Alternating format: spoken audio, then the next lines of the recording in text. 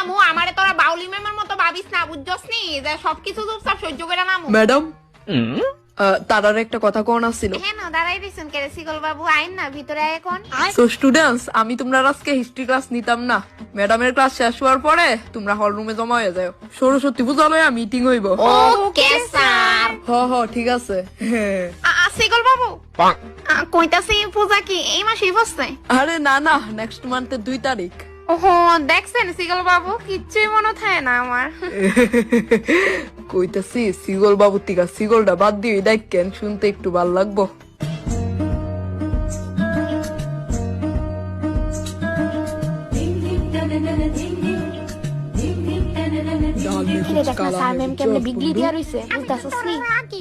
উমা তারা কি টাকা নাগানি করে? আমার ক্লাসে দেরি হইতাছে, জানকা সিগল বাবু। আই ম্যাডাম সিগল বাবু টিকা সিগল